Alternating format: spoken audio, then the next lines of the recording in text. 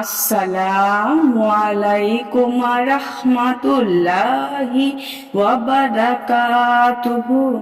সুপ্রিয় সম্মানিত দর্শক ও শ্রোতা, আশা করি মহান রব্বুল আলামিনের দয়ায় আপনারা সকলেই ভালো আছেন। সুপ্রিয় সম্মানিত দর্শক ও শ্রোতা, আজকে হযরত আব্দুল্লাহ ইবনে ওমর রাদিয়াল্লাহু তাআলা আনহু থেকে একটি ঘটনা বর্ণনা করব।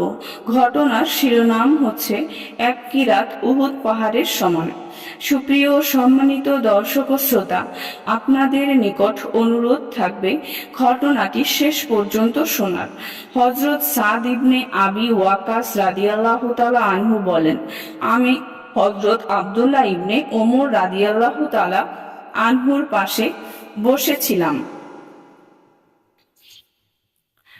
এমন সময় সামনের দিক থেকে হযরত খাব্বাব রাদিয়াল্লাহু তাআলা আনহু এসে বললেন, হে ইবনে ওমর, আপনি কি হযরত আবু হুরায়রা রাদিয়াল্লাহু তাআলা আনহুর বর্ণিত এ হাদিস শুনেছেন?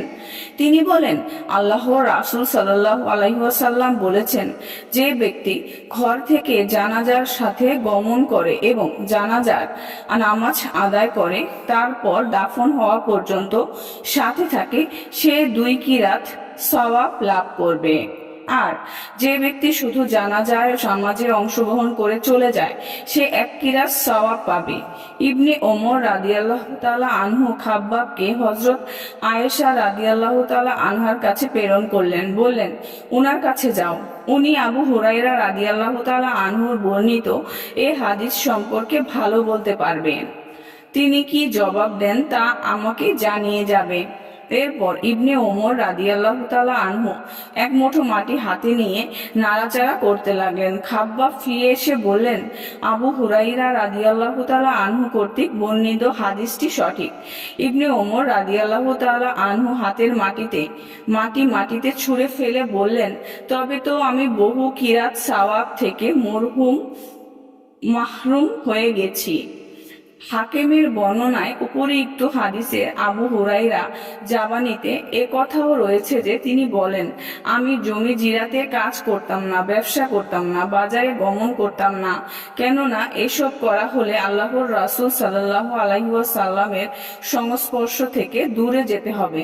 আমি চাইতাম আল্লাহর রাসূল সাল্লাল্লাহু আলাইহি ওয়াসাল্লাম আমাকে কিছু শেখাবেন এবং আমার মুখে 1 লোকমা খাদ্য দিবেন। এ কথা শুনে ইবনে ওমর রাদিয়াল্লাহু তাআলা আনহু বলেন, প্রকৃতপক্ষেই আবু হুরায়রা আমাদের সবার চেয়ে অধিক সময় আল্লাহর রাসূল সাল্লাল্লাহু আলাইহি ওয়াসাল্লামের সান্নিধ্যে অতিবাহিত করেছেন। এজন্যই তিনি আল্লাহর রাসূল সাল্লাল্লাহু আলাইহি ওয়াসাল্লামের হাদিস আমাদের চেয়ে অধিক জানেন। সুপ্রিয় সম্মানিত দর্শক ও শ্রোতা, আজকের ঘটনাটি এই পর্যন্তই। ঘটনাটি যদি ভালো লেগে থাকে অবশ্যই চ্যানেলটি সাবস্ক্রাইব করবেন, লাইক করবেন, কমেন্ট করবেন এবং বেশি বেশি শেয়ার করে দিবেন। সবাই ভালো থাকবেন। আল্লাহ হাফেজ।